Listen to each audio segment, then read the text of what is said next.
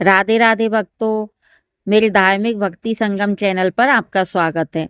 तो आइए आज मैं आपको गोवर्धन अर्थात अन्नकूट की कहानी सुनाने जा रही हूँ।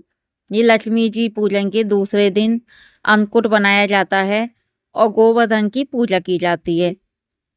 तो आइए ये कथा मैं आपको जो सुनाने जा रही हूँ वो गोवर्धन महाराज की है। बोलो गोवर्धन महाराज की जय।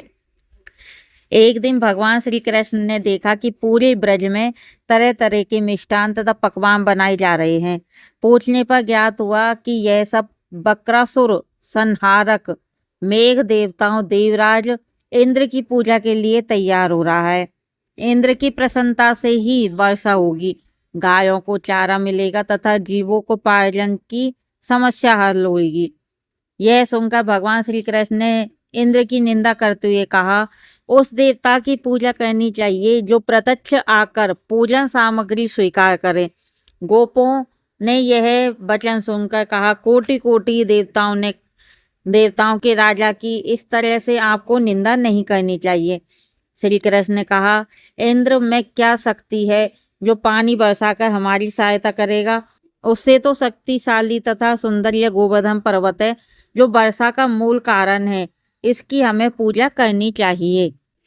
भगवान श्री कृष्ण के वागजाल में फंसकर सभी ब्रजवासियों ने चारों ओर धूम मचा दी।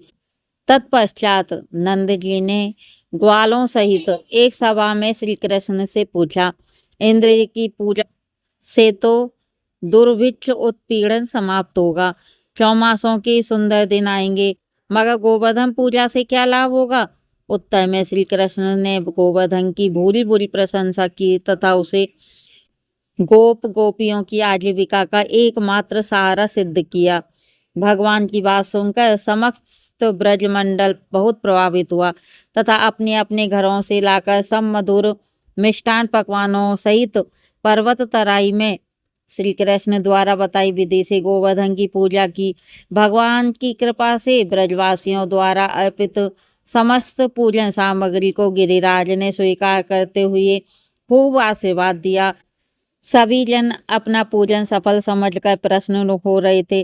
तभी नारद इंद्र महोत्सव देखने की इच्छा से ब्रज आ गए। पूछने पर ब्रज नागरिकों ने बताया, श्री कृष्ण की आज्ञा से इस वर्ष इंद्र महोत्सव समाप्त कर दिया गया है।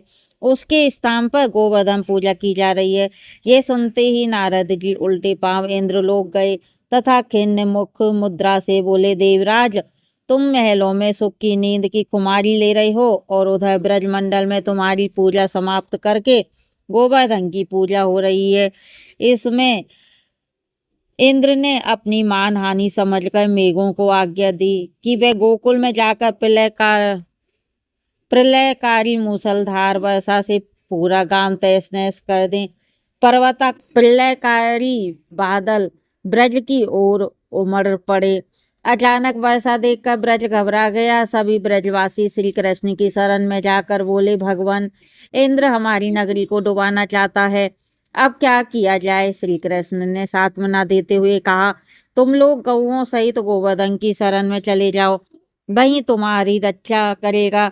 इसी तरह वे समस्त ग्वालवाल गोवर्धन की तराई में पहुंच गए। श्री कृष्ण ने गोवर्धन को कनिष्ठा उंगली पर उठा लिया और 7 दिन तक गोप गोपिकाएं उनकी छाया में सुखपूर्वक रहे। बोलो गोवर्धन महाराज की जय।